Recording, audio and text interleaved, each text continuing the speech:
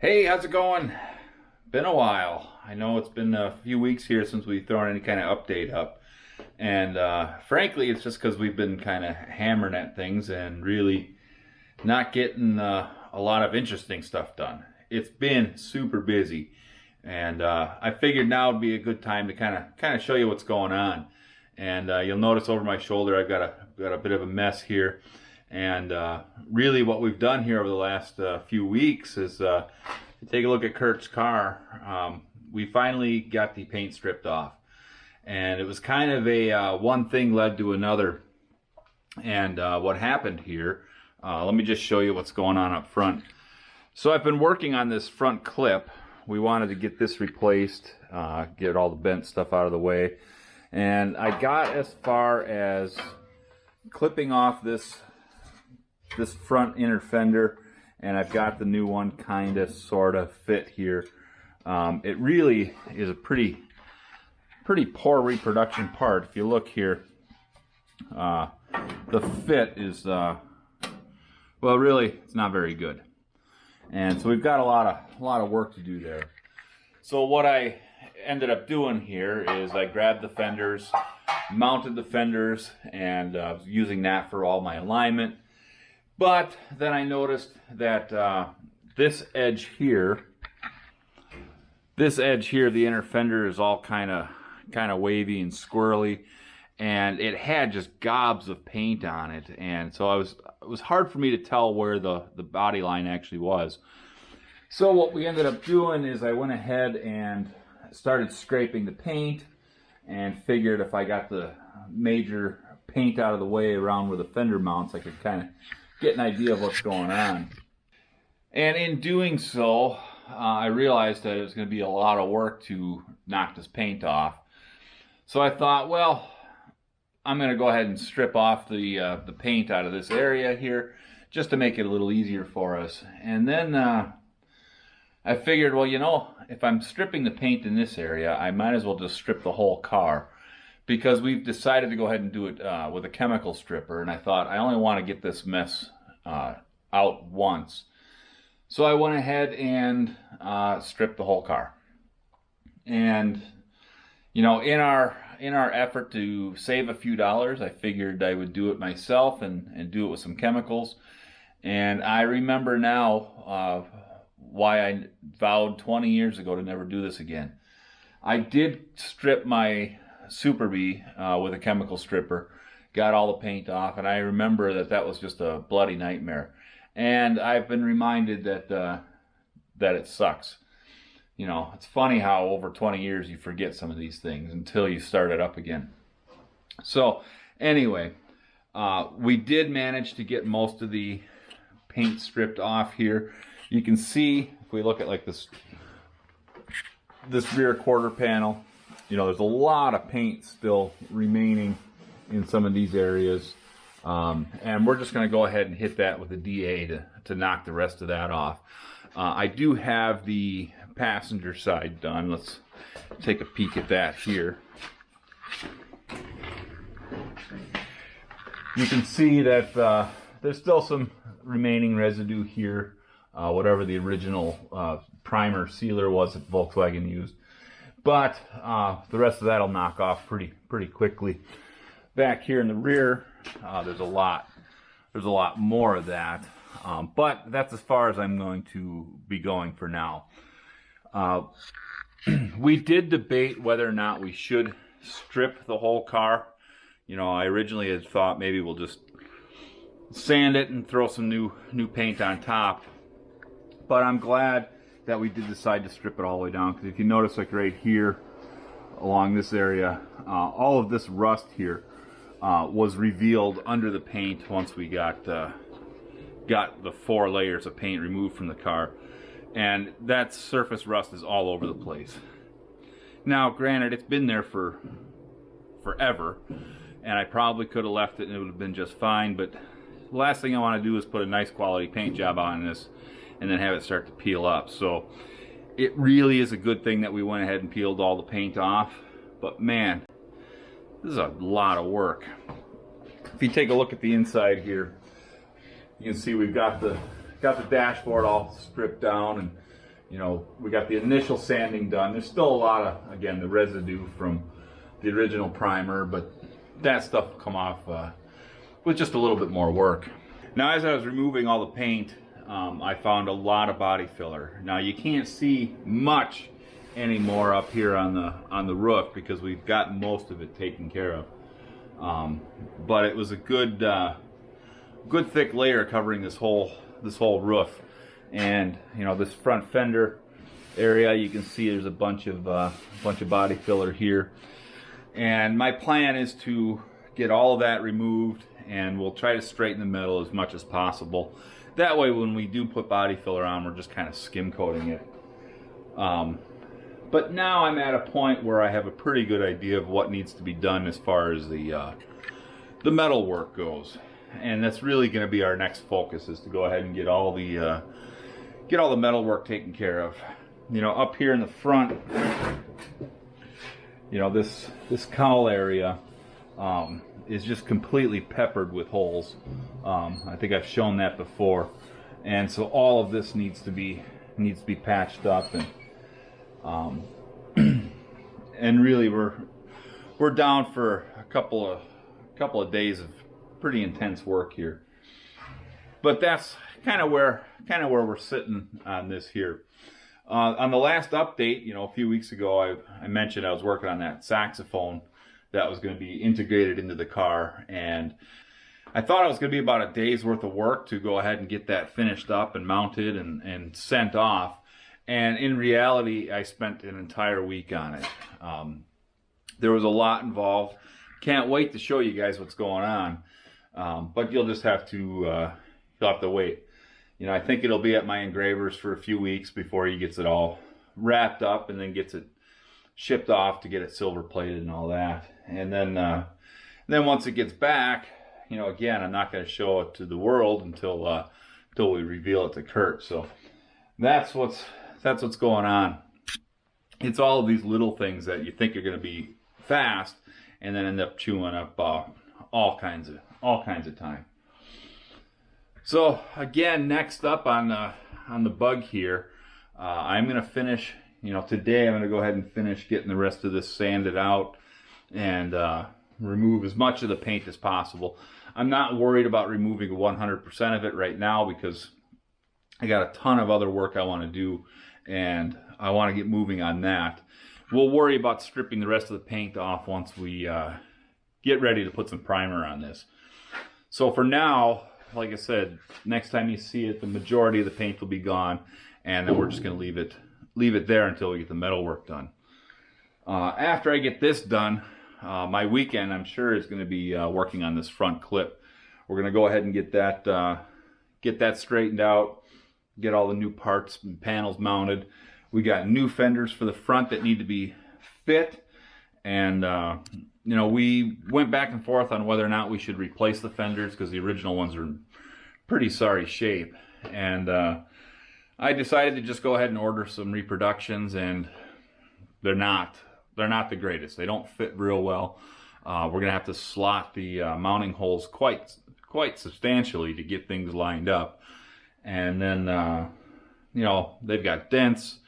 Most new sheet metal comes through and it's kind of sketchy. But we'll get the dents knocked out and get everything straightened up, and ultimately, once everything's fit to the car, you'll never know. But you know, that's the kind of work we're in for. You know, part of fitting this front clip is going to be straightening all these edges. Again, this is pretty wavy in through here. There is a mounting hole right here. There's supposed to be a threaded insert in there, and that's gone. So we want to get that straightened and get that threaded insert replaced.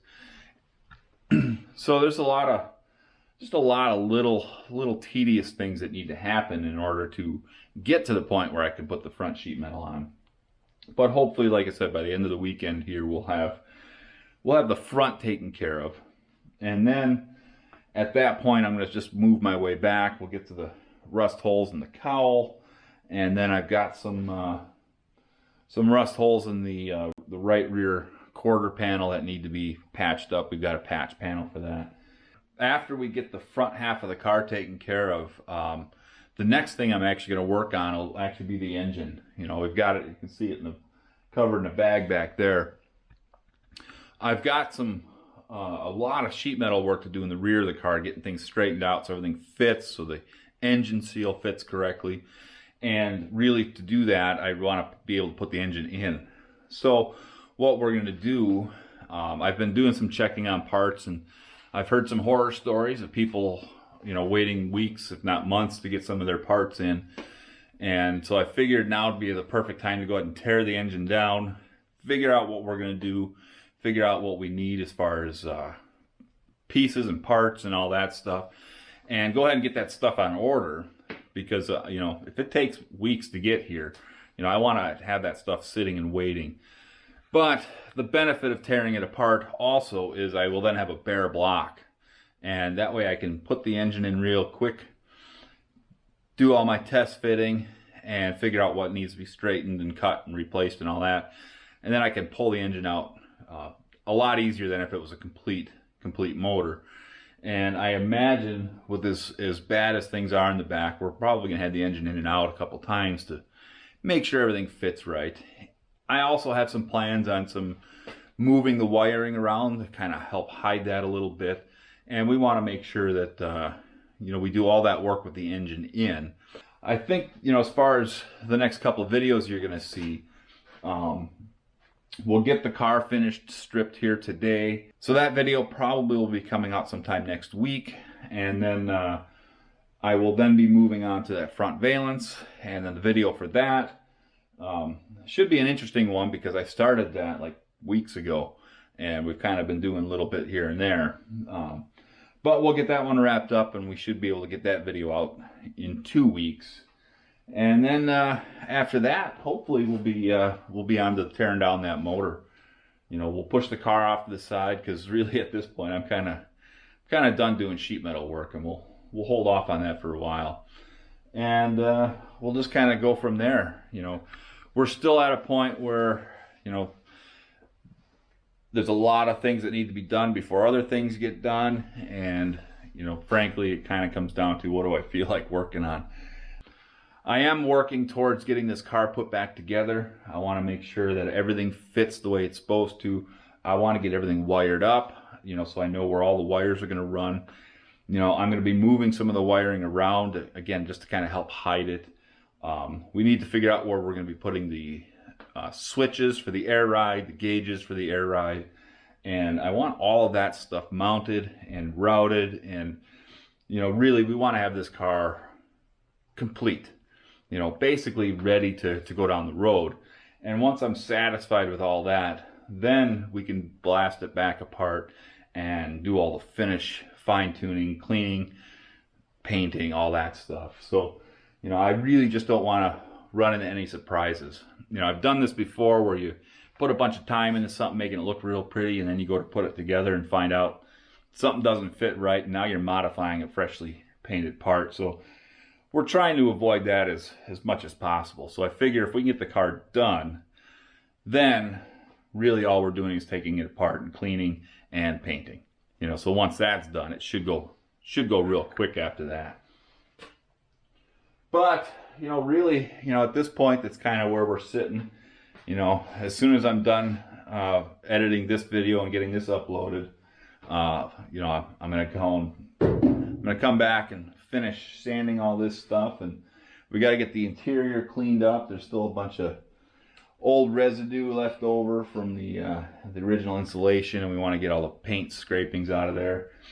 And then I'm going to go ahead and haul this up to my local car wash, and we want to spray everything out real good, make sure all the seams are clean. I tried to keep this paint stripper out of the seams, but a lot of times it just ended up getting in places I didn't want it. So we're gonna clean the car as good as we can here, and then we'll take it up and pressure wash it at the car wash, which should be a lot of fun here in 30-degree weather. But we'll just deal with it. So that's kind of where we are. It's been a lot of tediousness, you know. Again, I did have the opportunity to send the car off to get it sandblasted, and you know, would have been about a couple of quotes I had were right in the $1,200 range.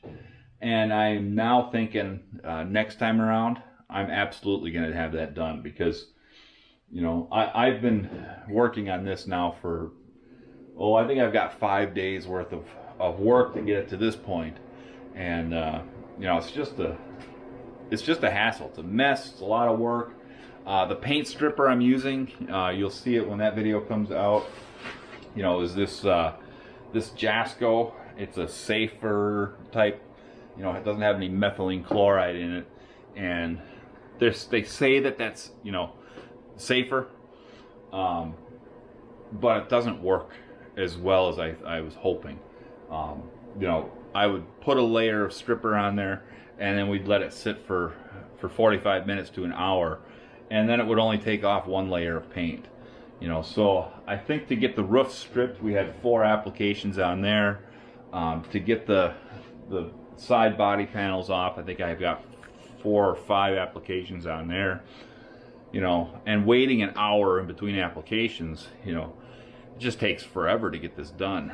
You know, the dashboard was a real nightmare, just because of all the curves and all the corners and stuff like that.